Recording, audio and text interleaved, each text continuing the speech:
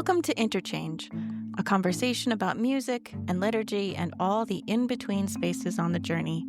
I'm your host, Kate Williams. On today's episode, I'm joined by Stephanie Fiorentino, a registered dietitian and practice manager at Food Wonderful. She spent more than a decade in the wellness industry, and if she's honest, she's over it. Stephanie, welcome to the podcast, and please tell us exactly what you are over. Yeah, this is great. Thank you. I'm very excited to be here. Yeah, so my career in wellness has spanned sort of a lot of different categories. I started as a personal trainer and then became really interested in nutrition and food, went to school for dietetics. I worked for several years in clinical nutrition in hospitals. And in all that time, in the accumulation of time that I was in that space, that wellness space, I felt more and more that there was just a lot of shame and guilt and obligation and sort of a fixation on irrelevant details. When we think about food, people getting too caught up in nutrition minutia that just isn't really important for the day-to-day life. And so I became very interested in a framework called intuitive eating. And from there moved into doing some work with eating disorders and disordered eating. And now I really believe that I believe a few things. Our relationships with food are important. We eat every day. Your relationship with food or a person's relationship with food is truly one of the most intimate relationships that they'll have in their life. And that if we can make that relationship more fun and satisfying and easeful, that is the path to health, not based in guilt or shame or obligation. Okay, this has so many layers of intersection with music and music ministry, and I'm so excited to get into it. I think at this point, some of our listeners might be wondering, why is a music minister podcast interviewing a food person? Yeah, I think there's lots to go I was on. just going to ask if we should tell your listeners how we know each other. Yes, I think that's a great thing. We were just recounting this earlier, but the first place we met each other was at DePaul University. We were randomly paired together to be roommates our freshman year. Yep. And so we have officially known each other over 20 years. Oh my God. Yeah. And so before I was a dietitian, I was a musician. So Yes. Maybe that's important to know. That's important to know too. So I studied piano and composition at DePaul's music school, and you were a French horn performance major. That's right. And so we had lots of classes together. Yep. We had lots of things in common to talk about, so we can see why they might have paired us together as roommates. And it's very interesting that you ended up in the world of food, because I was remembering one of the things on your side of the room that I always used to, stare at and think about was this poster you had of a Shakespeare quote that said, "If music be the food of love, play on."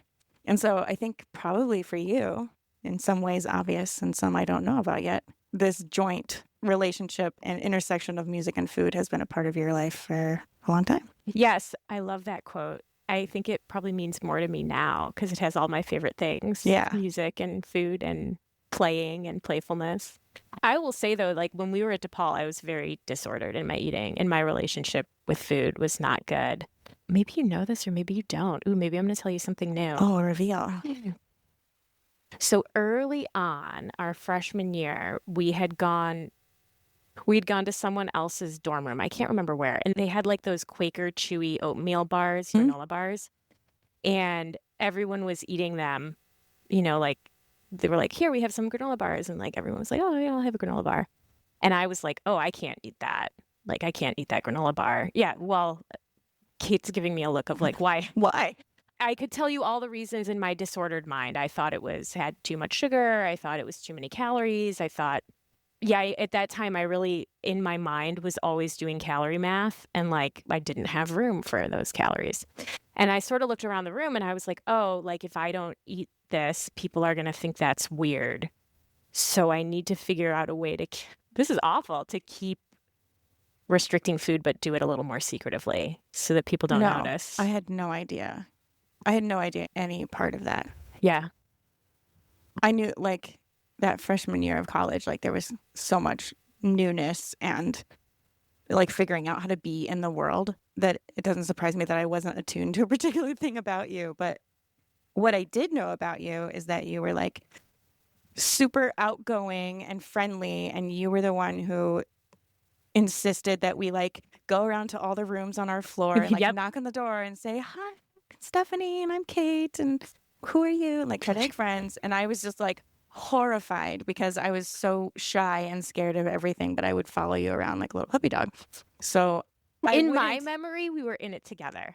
Oh, I'm glad I gave off that vibe because I was definitely terrified, but knew that it needed to happen and was grateful that somebody else could take the initiative and I could just kind of follow along.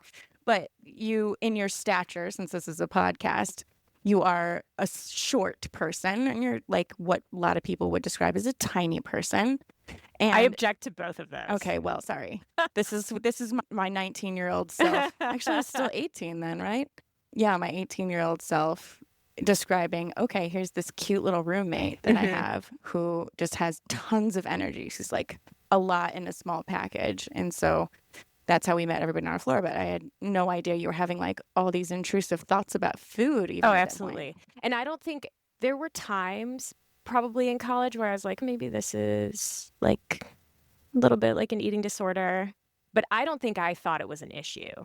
I think I thought like, well, I don't really want other people to know about this or to have input on it, but I didn't think it was like a problem for me. But reflecting back, it was. And I was hungry a lot. Really? Yeah. Oh my gosh. I was just poor a lot, so I never had food and you never wanted food, I guess. Well, no, I always wanted food. We weren't letting yourself have it. Yeah. Wow. And I was very like regimented and... That I did know. Yeah. Because you had the same thing for lunch every day. Oh my God, I still have the same thing for lunch every day. Okay, well, some things never change. Yeah. No, so when do you think you realized that something wasn't exactly right? Yeah, I think it was a long time. I mean, I think my relationship with food like healed quite a bit just naturally, like as I grew up.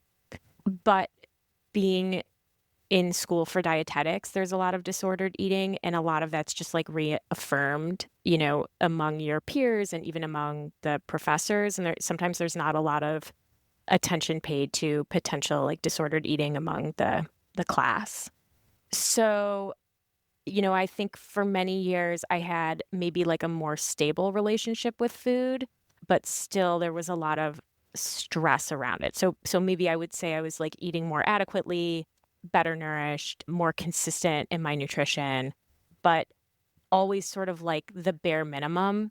Christy Harrison is a fantastic author for people who are interested in learning more about this topic. In one of her books, Anti-Diet, she describes the chronic restrained eater, which is someone who doesn't necessarily have an eating disorder, and they are eating sufficiently. They're maybe eating 3 meals a day.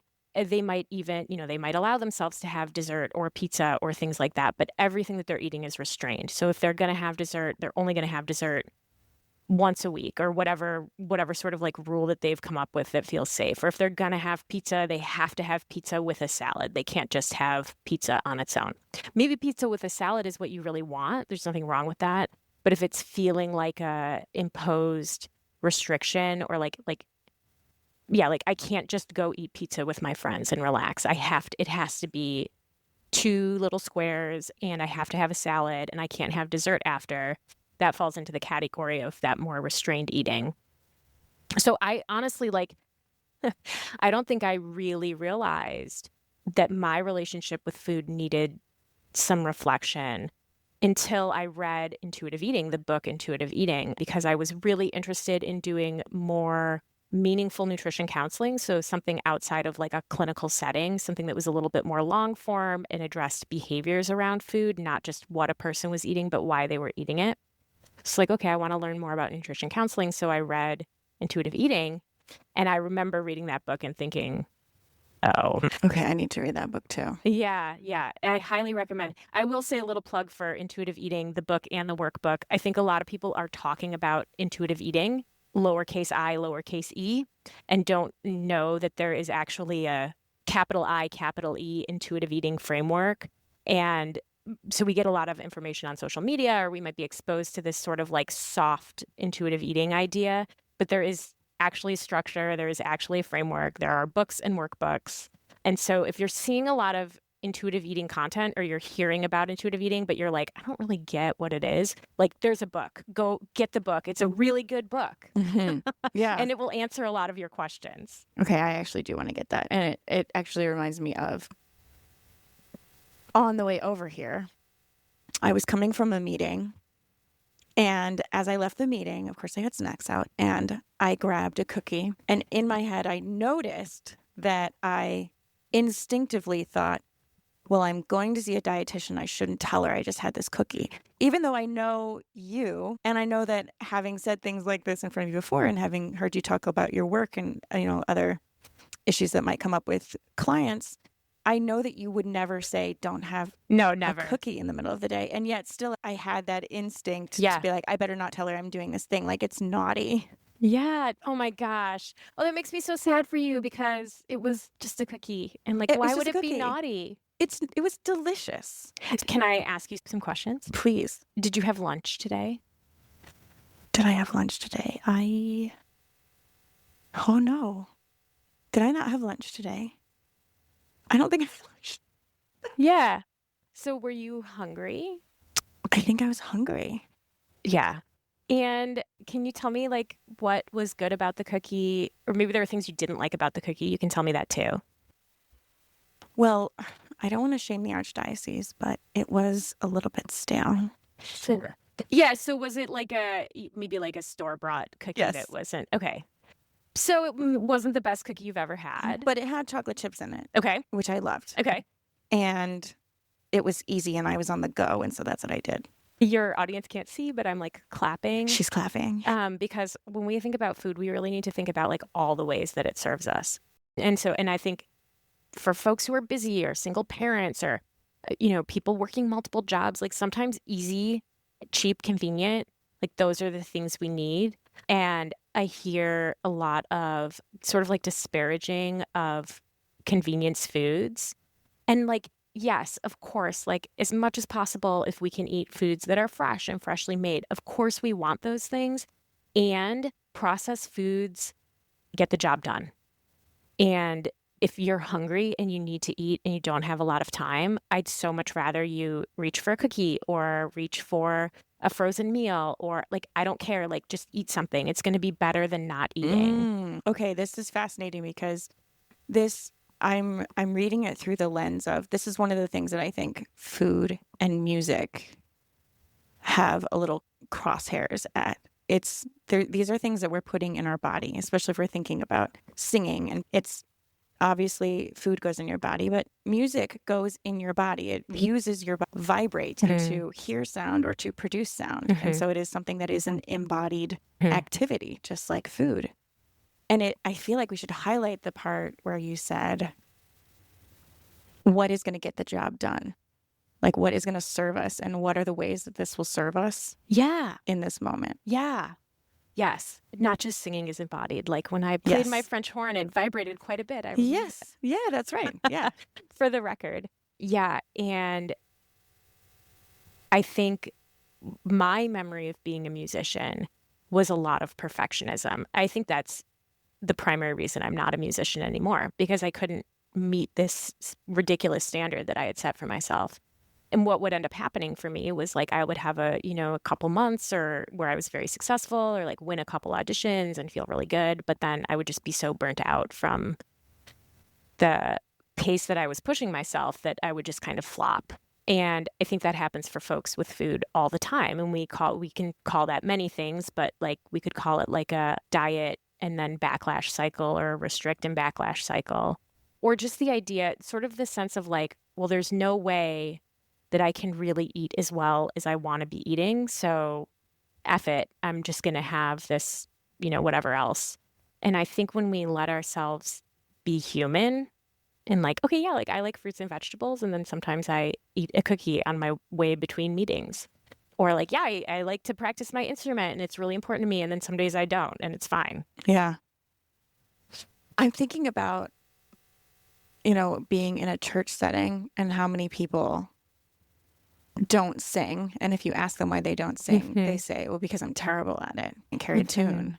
Because everyone else is so much better at it than me. Like, I'm hearing some resonance with the things you're saying, kind of either intrusive thoughts or disordered eating patterns that are kind of like that. And I think maybe in some ways, like, it's more obvious to someone to say, well, we have to work on this because you need food to live. And maybe it's too far of a jump, but I could see a parallel argument saying, but we have to make music to live as community. And how can we get to a place where we're okay with whatever music we're able to produce and live with right now? And I have to tell you, first, I don't think that's a huge stretch. And second, there are a lot of folks who aren't convinced that they need food to live. And I know that sounds silly. But say more, yeah. Yeah, like there's a lot of folks who know sort of like rationally that other people need food to live, but have a sense that they shouldn't need food in the same way.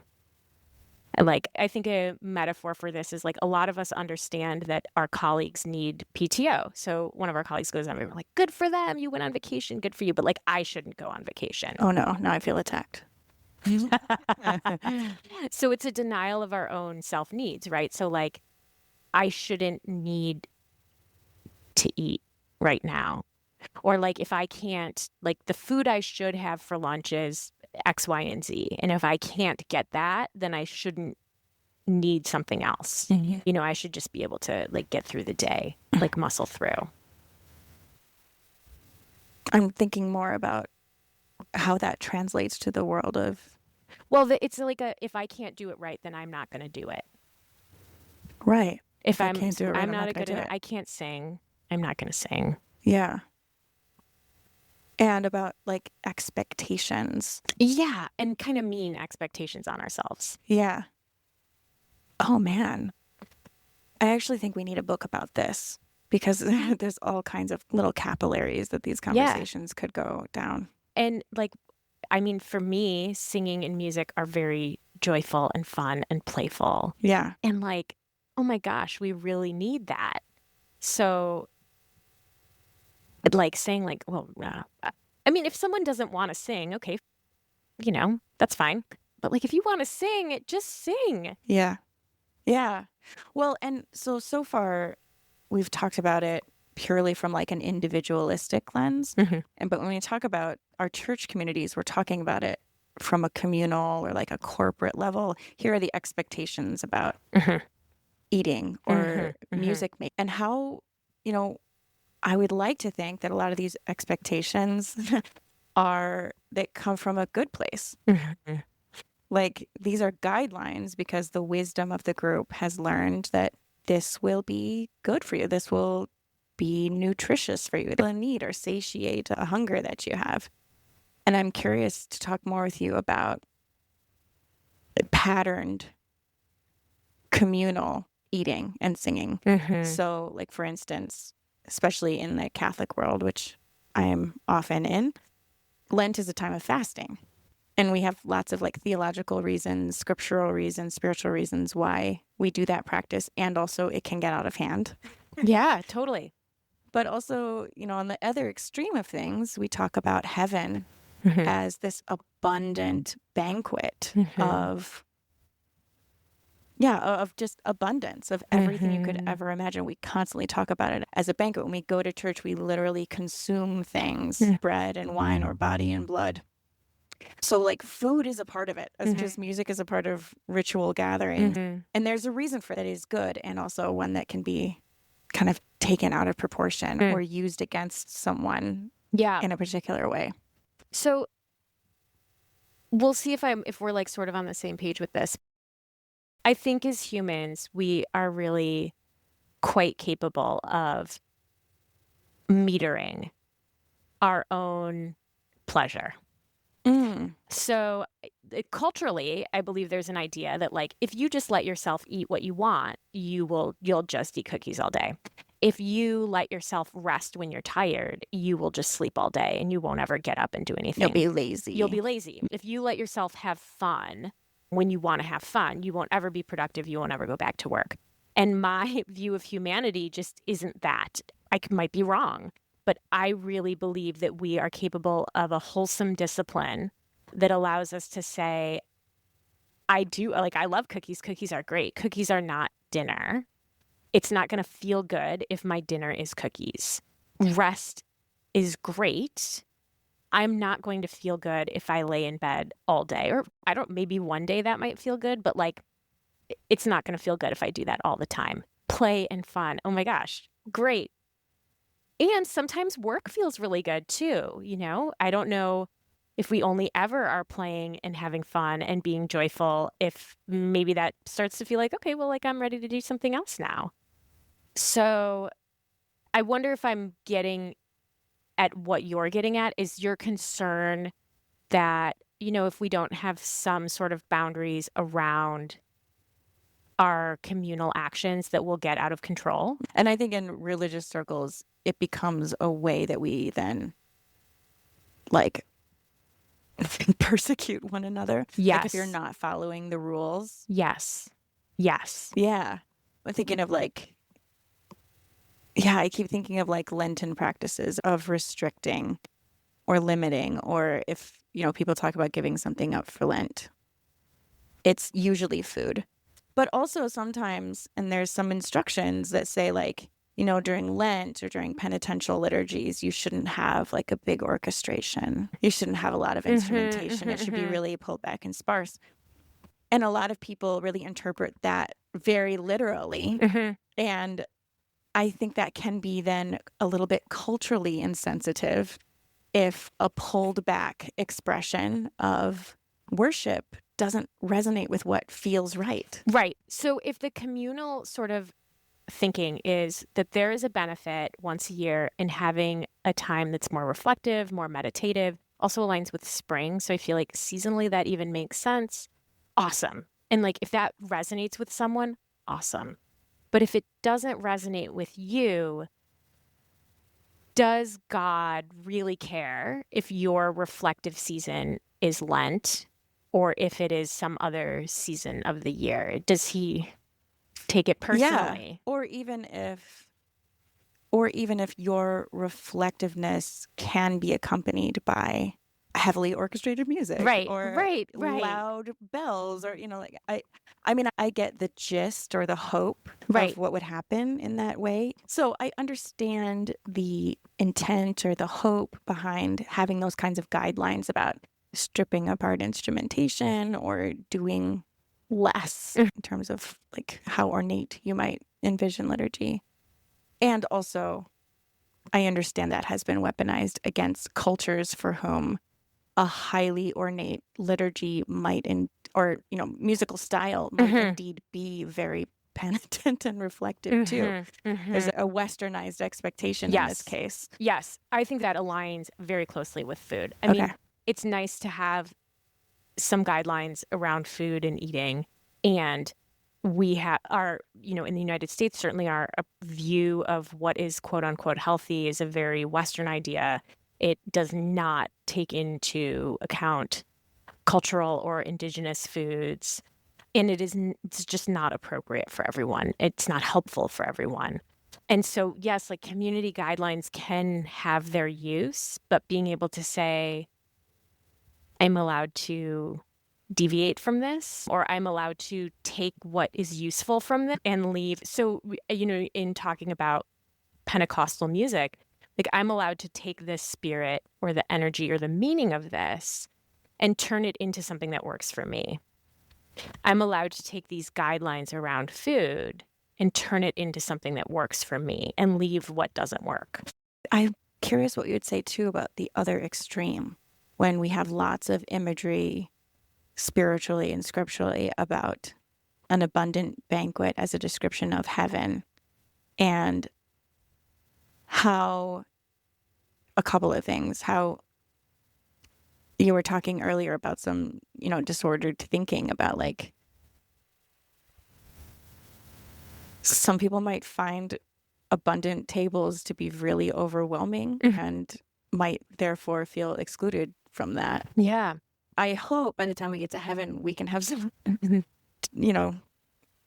negative thinking patterns, hopefully helped out by heaven's grace a little bit. But I wonder in the here and now when we're hearing about heavenly banquet, if that is serving people, all people in the way we hope it is. That's so interesting. I'm so curious about the idea of a heavenly banquet because, in my mind, that the idea should be that heaven, we have access to something that maybe we don't have access to now. This is very person dependent, but most of us, let's say, I shouldn't even say most of us, many folks in the United States do have access to abundant food. We are living in a banquet. We are living in a time in human history when there is sufficient, abundant food for every person. Right. I fully acknowledge that not every person has access to that food. And, those are very important conversations to have. But we are at a banquet now. Yeah. And again, to speak about that wholesome discipline, I believe that we are capable of sitting down to a banquet and saying, this looks good. I'll eat a little bit of this. And now I'm done. Yeah. That is okay. Again, this will be a chapter in the book we need to write. But I'm seeing how this potentially is a good conversation partner to the idea of a prosperity gospel. To know that, of course, heaven is full, abundant. It has everything you could ever need, is what we believe. And also, whether it's heaven or here, how we handle abundance is in proportion to what fulfills our needs. Yes. And having the ability to, when there's extra, choose something good for that extra too. Yeah, choose something else. And I think the awareness of abundance, and to come back to intuitive eating, I mean, intuitive eating is an abundance mentality. One of the things I talk with clients about often is a mantra of like, I can always have more of this later, or there will always be more yummy food. Or if I'm hungry, if I want this food again tomorrow, I can have it tomorrow. That is abundance to me. Abundance is not, I must eat all of this or I must have all of this right now. To me, that's scarcity. That's like, oh my gosh, this food won't be available again. I need to have it right now. But we could talk about that with anything. We could talk about that with finances, like a sense of like, I don't have enough money. I need to make more money to feel secure versus I feel comfortable. I feel secure. I feel safe. I feel abundant in my finances. Yeah. And often that can be like set up like a, like everything is a zero-sum game, right? I have to have more. So if someone else is getting more, that's jeopardizing how much I can have. Exactly. And then maybe I won't have enough someday. Right. And so that is where so when we're talking about wholesome discipline and a human's innate ability to regulate, the thing that throws us off from that is scarcity. So if we perceive that food is not adequate through any number of, whether if you grew up with siblings and you were like reaching for the last of whatever on the table, you have surely experienced this of like, no, I want that last bite before my brother can get to it, whether you're hungry or not. Of course you want it because it's perceived as limited. It's perceived as like, if I don't take that, someone else will, and then I won't have any more. For a person who's dieted for a long time or a person who's experienced food insecurity, there's a lot of research on the link between disordered eating disorders and food insecurity. There can just be a sense of like, I need to eat this now because I don't know if there will be adequate food again in the future. And so it's that scarcity that then leads to the overindulgence, the backlash eating, the sense of being out of control around an abundant table. If we feel, oh, I have so much food, I will eat again, and I have all the foods I could desire. I have everything from fruits and vegetables to nuts to dessert foods to drinks, like all of these things, I will have them all. They will all be here. There is no reason to overindulge because I can just have more later. Yeah, I'm going to sit with that later too, about the idea of,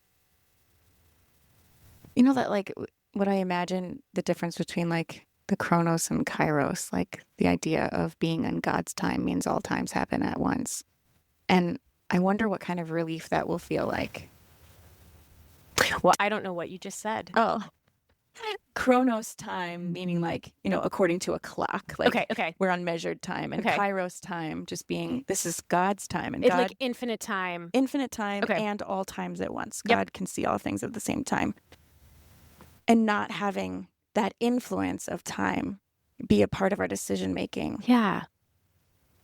That's fascinating to me.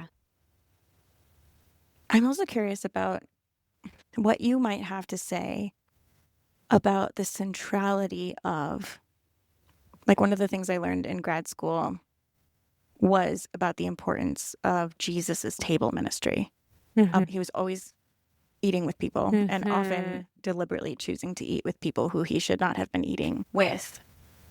I wonder what your reflections are on that. And then ultimately, in the final gathering, the final thing that he wanted us to know and to do was to consume him, literally. Consume this, like, for it to be a part of us. I guess I'm asking a lot about embodiment. Yeah. Well, and I think importantly, typically in the form of bread, as I like to remind people, Jesus ate bread. So if you have celiac disease, please avoid gluten. But if you don't, we can like remember that bread has been central to the table for thousands of years. Jesus, you have met our hunger with your very body broken for our sin. Jesus, here in awe and wonder, we embrace your offering with our open hands.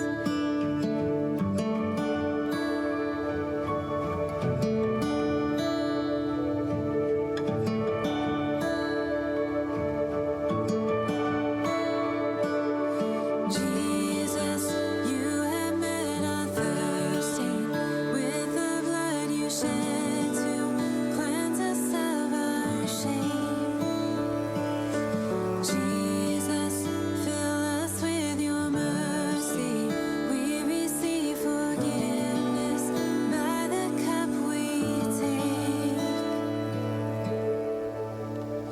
This is living bread, come down from heaven.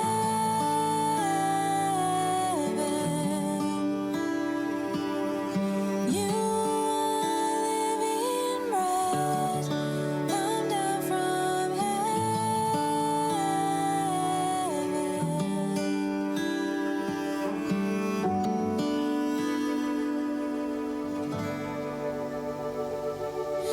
Jesus, living tabernacle, here in adoration, every breath is praise. Captured by your holy presence, oh, your love is endless. God, we stand amazed. Oh, this is living bread, come down from heaven.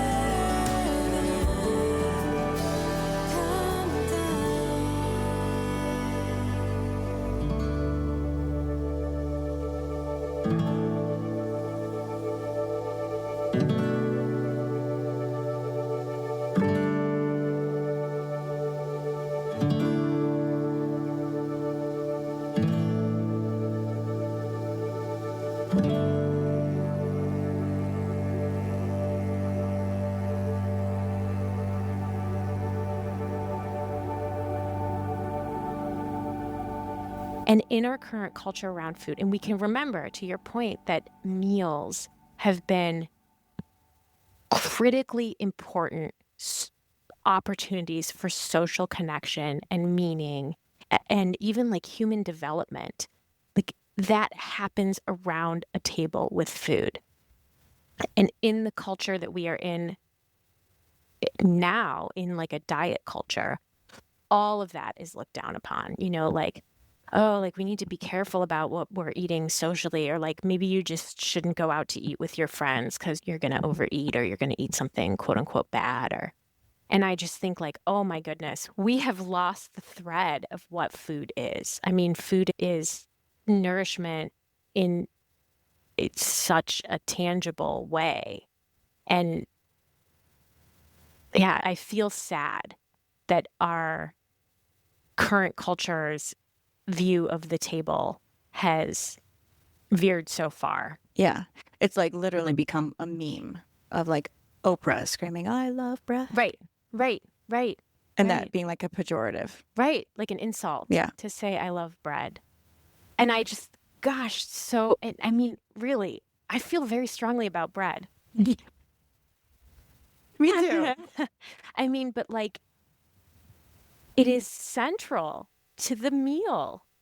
And the meal is central to the community. So like when we start to dissect the meal and forbid and shame the meal, and then to forbid and shame the gluten in the bread. I mean, we're like, that is the perfect metaphor for a collapse of society.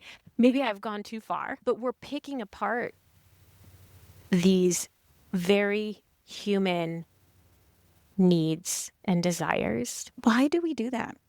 I think we have a desire to not be animals. We don't like the idea that we are like human animals. Oh, fascinating. Yeah.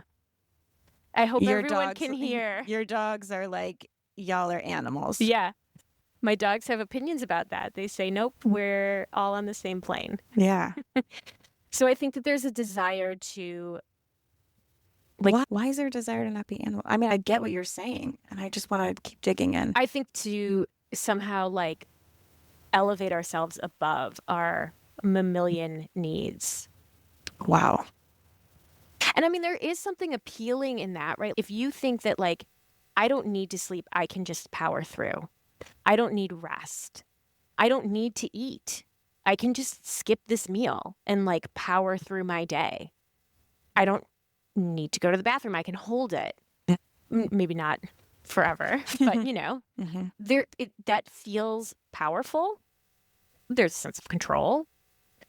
But is that how we were created? Is that we were made human for a reason? Human animals, human mammal animals who need to eat and sleep and go to the bath. Yeah. And like, so was Jesus, by the way. Like, right. Came specifically to be in human form and have human needs too. Right. Like eating. Right. And sleeping. And social needs. Yeah. Joy and suffering and all the rest. And that we would want to be above that. That's a fascinating little, I mean, no pun intended, but I'm going to chew on that. Ooh, I love that. For a while. Well, I'd love to also talk a little bit about body image and body size.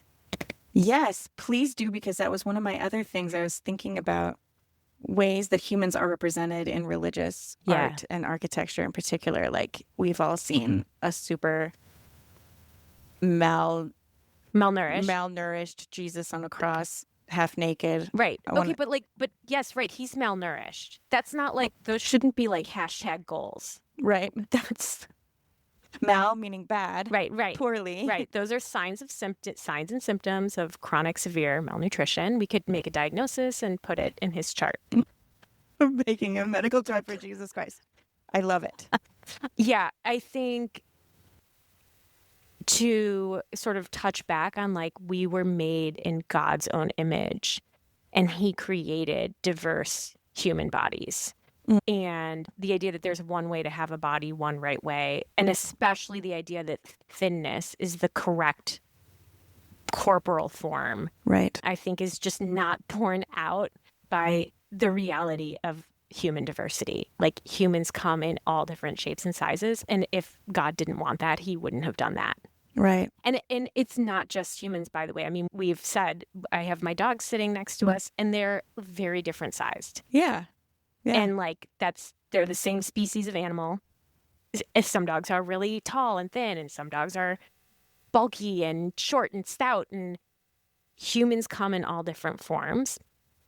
So, if we're only looking at sort of like Western representations of religious imagery, yeah, that's going to be a different body type than, again, looking at indigenous cultures or people of color. Like, we all have different bodies, and that's normal. And the persecution, which maybe that feels like a big word, but I think for people at higher body weights, it might resonate. Like, the idea that you're at a higher body weight and thus you must constantly be atoning through restricting food or denying your cravings or whatever. You must constantly be performing, like, there's a sense of like, I need to let other people know that I'm trying to lose weight so that they don't think I'm lazy or like I've just accepted my body the way it is. Oh gosh. We shouldn't do that to people. No, this is it. But this is a huge topic, right? Because there's a stigma around body types, but then there's the reality of living life in a stigmatized body. Right. And how that influences every choice throughout your day. Right. We've created another class of marginalization, but when we're talking about body size, we believe that it's a changeable marginalization. But right. And so it's almost like it is keeping even self-love like so far from attainability. Right. And yet the task is to somehow transform literally your body. The task is to transform literally your body until you have achieved whatever the societal norm of perfection. Right. And until you have achieved that, you are not allowed to feel good about yourself. Yes, you're not allowed to feel good about yourself. Right. And I want to pivot back here, but just to point out for listeners too, like, this is the same thing about music making, especially in a church space. Like, we have convinced people that unless you are Pavarotti, unless you're Renee Fleming, that you really shouldn't be heard. Right. Don't sing along. You don't belong here. Right. It's like you have like the silencing of somebody who doesn't reach an excellence level of talent, if that's how we're going to talk about it. But of course, all that's subjective too. It's beauty. The subjectivity of beauty is in the eye of the beholder, right? We have decided that the eye of the beholder, in terms of society's standards, must see beauty in this one certain way. Right. And the question is, why is that the way? Like, why is 10 people singing perfectly, quote unquote perfectly, more beautiful than a whole congregation singing imperfectly? Right. Which I think is much more beautiful, to be honest. Why is one idea of an attractiveness? Why have we decided that there's one idea? And then there's a whole conversation around health, and we can also be healthy and pursue health goals at all different body sizes as well. So it's not as if we must be thin.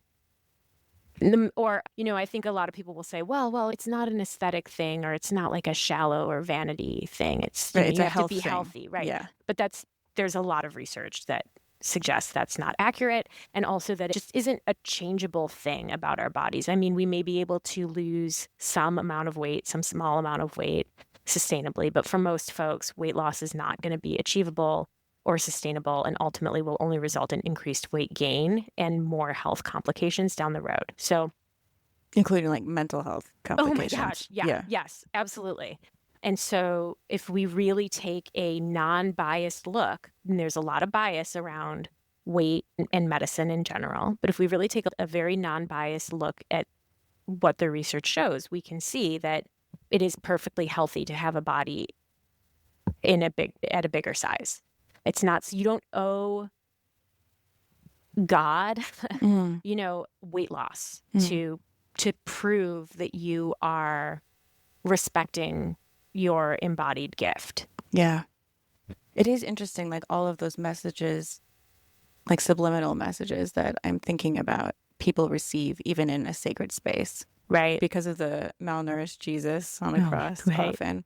Or like at the shrine, then what is the Basilica in DC, where there's like this kind of famously muscular Jesus. He's like a resurrected Jesus, I think.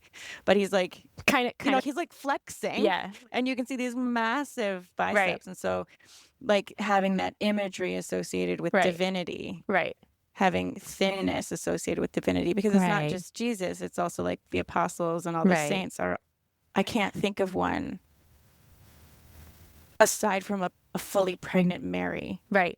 I can't think of one that is always seen at a bigger size, you know? And I don't know how even historically accurate it is to, show them all as thin people, but those are the types of subliminal messages that we get in a sacred space.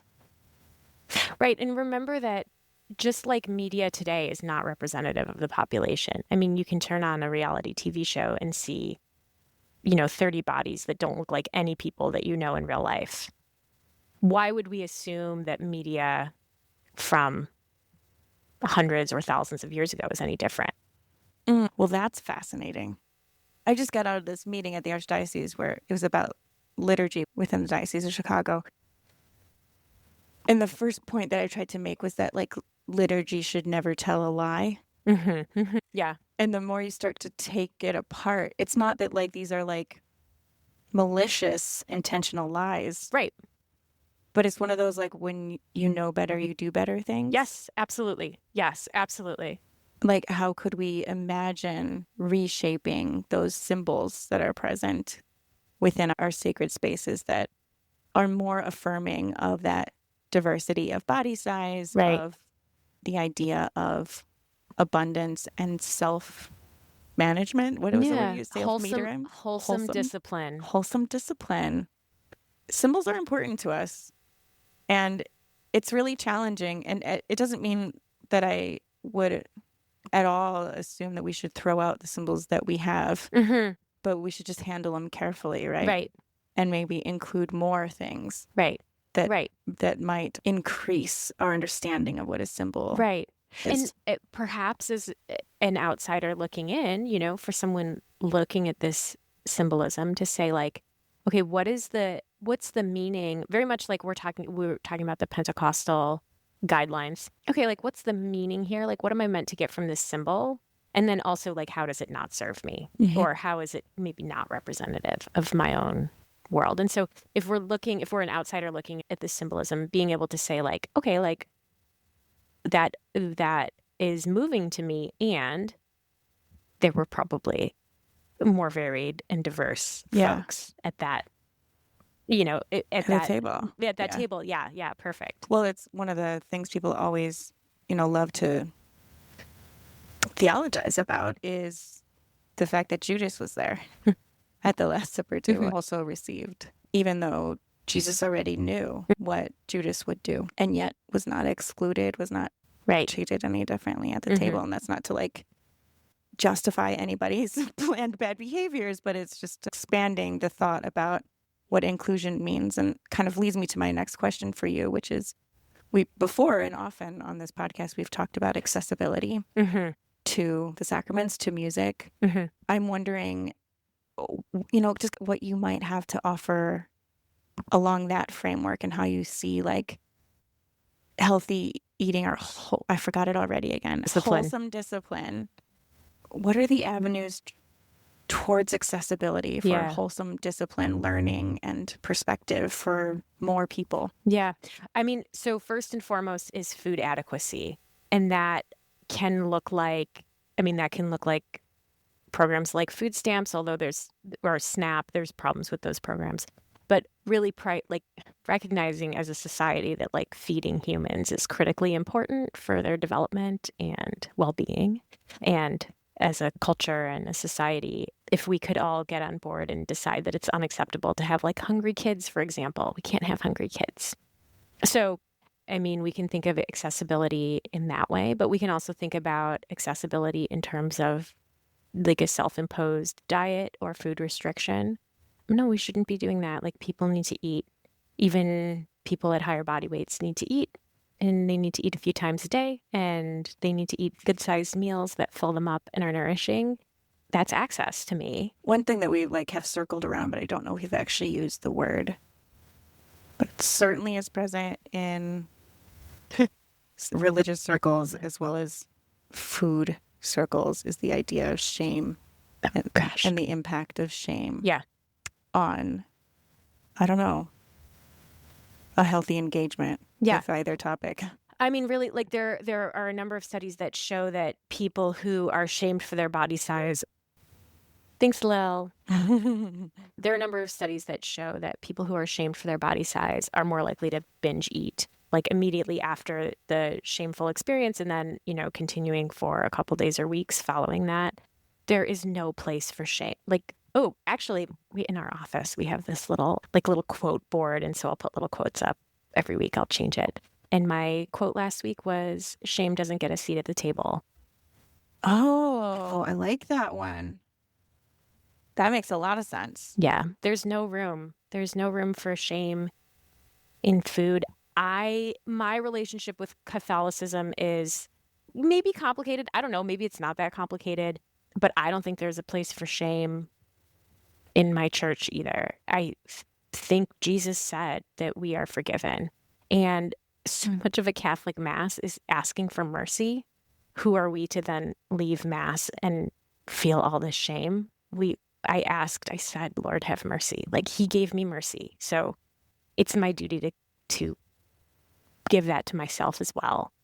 I also want to say like shame is very complicated, and a lot of people might be holding shame, and it might not be that easy to just say like, oh, God gave me mercy, so now I have to let it go. So if you struggle with feelings of shame, don't feel shame about your shame. It's just shame cycle. Right, it's shame cycle. But no, I don't think that those feelings belong at the table when we're talking about religion or when we're talking about food. Like we need to eat. It is a part of being human.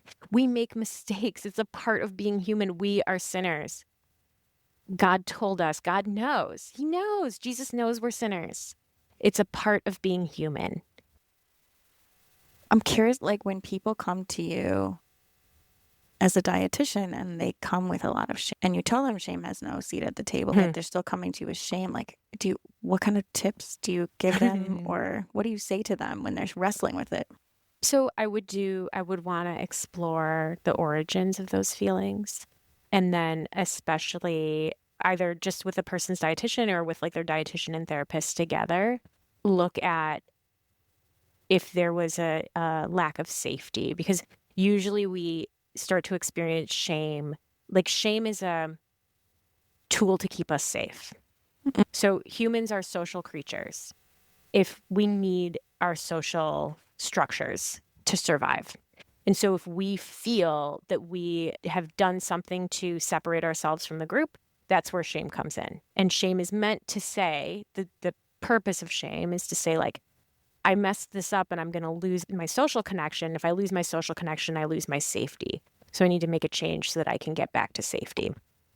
So that's why it's there. It tends not to be, for most of the time, it doesn't really get us what we want, better connection and better safety, but it tends to come from a place of safety. So if I'm working with a client who's experienced a lot of shame around their body size, for example, that might have started when they were very young. It might have started with their families. It might have started with their peer groups in school. And that will have an impact on a person's feeling of connection and safety. If I feel like I can't be a part of this group because of my body size, I'm going to feel shame. And so again, like some of this is work that I would do. Some of this is work that a therapist would do, but starting to explore where that shame comes from and then create feelings of safety in the here and now. So reminding ourselves, like, I'm not that younger version of myself and I am safe. And how do we tune into that now can help to unpack some of that shame. Also, sometimes just like actually letting yourself feel the shame, which is a really crummy feeling. It feels really icky in the body. But most of us, when we have a sense of shame, we avoid. We're like, I don't want to feel that. Like, we try to distract, we try to move away from it. If it feels safe and tolerable, or tolerable enough to just be like, oof, that doesn't feel good. Oh, I feel it in my stomach. I feel it in my neck. Ugh. And, take a couple deep breaths and let it just move through us and move on, because we can pass through it. Yeah, that's how I would work with shame. But I mean, it's very individualized. But the way you're talking about it is that it's not like solely a mental hurdle. No. It is also an embodied thing. Shame is an embodied experience. I mean, we feel all of our emotions in our bodies, but oh my gosh, especially shame. I mean, which is like frightening. And also the way you're talking about it, it is something that we can help move through us, which means it's not forever. No, it's not forever. It can pass. That's super. I'm so glad we got to this point in the conversation, because that, I think, is super relevant to a lot of people. I'm thinking even in terms of my own shame, and in terms of music too, because we know, like, going through music school, there's tons of shame in making a mistake. Oh my gosh. And not being first chair. Right. And like, you can literally see in the orchestra how you have measured up to your peers. Right. That's hard. When we were in school, I don't know if it's different now, but like, no one was talking about like, oh, are you stressed? Are you experiencing emotional distress? That's going to impact how you play your instrument, right? How you breathe into your instrument, how you make music. And it's only going to make things worse. So what can we do to address this for you, or to help you with it? That is so needed. Yeah, because I know for myself, like, I get tighter and tighter. Right. And, and everyone experiences their emotions differently, but I know that's how it shows up for me. And like, the tighter I get, the thinner my sound is. And the more playing horn, the more I had to rely on embouchure strength instead of like strength from my breath to get me through. And so then I'm getting like more fatigued. And again, now my tone, I don't know, in the middle of something, and I'm like, oh God, my face hurts. And oh, it's just, everything's getting worse. Okay, maybe a couple deep breaths and a little self-compassion before the audition would have gone a long way. Yeah. Yeah. And it's making me think too about the origins of how people get into music, especially like as a career or professionally, because I know, like, my own origins as a kid who's learning to play piano, like finding that it came quickly enough to me that I then, I'm thinking about this safety and community thing. So I quickly became associated with musicians. And I quickly, as a piano player, quickly became a thing that people needed me for. Right. And so it was very easy for me to associate my own value with that particular thing people needed me for. Right. And I think maybe it will be a lifelong challenge, but to remind ourselves that thing that we can do is not our value, that our value is purely in being human. Right. We have innate value, period, the end. Yeah. Yeah. But anything associated with, like, I know as musicians, I'm sure you do too, it's very easy to see ourselves through that talent framework. Well, we all tell stories about ourselves, right? Yeah. So in unpacking my own disordered eating, one of the things that I had to unpack was my identity around health and wellness, because I saw myself as someone who was like very fit and a very clean eater. And like, I had accomplished this thing that is challenging for a lot of people, of like, eating really well and cooking all my own meals and going to the gym all the time. And like, being able to say like, that actually doesn't make you valuable, Stephanie. You're valuable just because. You don't need to go to the gym 5 days a week to be valuable as a human. And that's really hard. It's really hard. I also think, in like thinking about, music as your identity, how often we take things that are so fulfilling and uplifting, and then we turn them into things that cause shame and distress. And that applies to food as well. Like, a cookie is so great, and then when we're like 5, it's like the most wonderful thing, and by the time we're 15, it has all this stuff attached to it that it's like, no, it's just a cookie. Yeah. That's true. I also wonder if you think this about food, the way I've experienced like music too, like part of the allure of music in the beginning is like, it's almost like magic. Like you don't Yeah. understand how it works or how it makes you feel, but you know that it does. Yeah. And then you learn more about it, especially like if, go on to study a lot of theory, Yeah. and then you kind of like demystify a lot of those things. But somehow there's still a magical thing there Yeah, that you can't absolutely. totally, the mystery is so alluring. I wonder if you feel that way about food, having studied so much now. Absolutely. My family will sort of chuckle at me. I have a thing about like rhythm, and especially if there's like a pop music song that's in a time signature that's like not 4/4. So like I'll be like, oh my God, like this is so interesting. This rhythm is so interesting. And then my family will chuckle at me and be like, okay, calm down. Nerd. And I'll be like, but you can't dance to this. Like it's in 5/4. Like, how would you dance to this? Here come the comments from all the listeners Right. about this is how you dance the Well, 5/4. right. And then I was sitting in the car thinking about, well, I bet you could come up with a step. So I'm sure it exists. Yeah. But to your point, like even when I know what's happening with the rhythm, even when I can break it down and say like, oh, this is the time signature. Oh, isn't that it? But it's still magic because it feels different. And I'm like, why does this, like, I know why it feels different, but like, why though? So there is that magic. And I totally feel that with food is magic. And in the same way that like we can define like digestion in very simplistic terms or like very complex terms. But there is so much happening in our bodies when we eat, and not just in our stomachs, like in our brains, in our nervous systems. It impacts every aspect of our being when we eat food. And it is magic.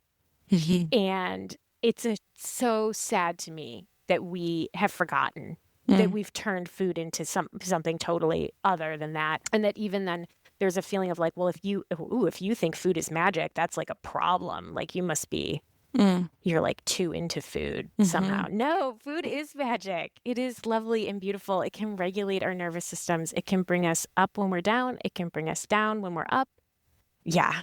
One of the things I love about the way you talk about food is that you almost like you return the idea of food as a sacramental, like a place of encounter where you experience life and divinity. It's a place of encounter. Yes. I think with all of the calorie counting and the ways that food has become solely reduced down to its fuel value. But that's a misunderstanding of what the food is. That would be like saying, like my dogs are pets. Okay, sure. Yes. But there's so much more than that. There's so much more than like, that's not what they are to me. I can't even describe. I don't have any kiddos myself. So, my dogs they're my little furry kids. Yeah. And they have personalities. Right. And I can't tell you what I get from them in a cohesive, articulate way. Yeah. And food is the same. And I used to say about calorie counting, like, I hate calorie counting. I don't think it's a useful tool. And you could take a bowl of oatmeal that's like a lovely, warm, cozy bowl of oatmeal with some oats and some nuts, and maybe there's some fruit in there, and maybe you cooked it in milk. What a soothing breakfast. And then you can put it in your calorie tracker app and lose all connection to that food. Yeah. Yes, it's taking away the sensual experience of life. Yes. Just like talking about your dog just as pets, right. But like you interact with them, you have memories with them, you feel them, you smell them, you touch them, you can sense their presence, and like the taking away of that sensual encounter of food. Right. I mean, imagine if you went swimming with your kids and then afterwards you journaled about it, but not in a way that was like, it was so beautiful and I had so much fun, but in a way that was like, we went where the water was 3 feet deep and it was 72 degrees. And then we went a little deeper in the water, like you made it very clinical. And then the water was 4 feet deep and it was 70 degrees and there was some seaweed. And then we walked over to this other spot. I mean, it would be like, that was your experience? Yeah. Like, yeah. Really? That's what you were thinking about, like the temperature of you might be thinking about, oh, this water's cold or this water's warm, but you're not having that clinical experience, that like very objective and calculating experience of like swimming with your kids. Right, exactly. I was thinking of the image of like having a wedding feast versus having 1,700 calories of fondant. Yeah, that does not feel the same. Yeah, no, it doesn't. Missing the whole experience, which is kind of what life is all about, Yeah. the experience. Oh my gosh. We could have like, I think 7 more of these conversations and then make a book out of it. I love that. What do you wish, as we're winding up here? I do want you to, first of all, tell people where they can find where your website is and how they can contact you further if they're interested in your services. Okay, awesome. So I'll give a little plug. So we are the dietitian team at Food Wonderful. We have a team of practitioners who all specialize in intuitive eating and like a weight neutral nutrition counseling. So a person who's dealing with maybe they're dealing with some like health stuff that they want to address with a dietitian, but they don't want to feel a lot of shame or they don't want to be put on a diet. Oh my gosh, please come talk to us. We'd love to work with you. Or if you're struggling with disordered eating, yep, we'd love to see you. You can visit our website. It's at foodwonderful.com. And we are in network with Blue Cross Blue Shield and United Healthcare PPO plans. So please reach out. Perfect. And then my last question for you is if there was one thing that you hope people take away from this conversation about the intersection of food and music, what do you think that would be?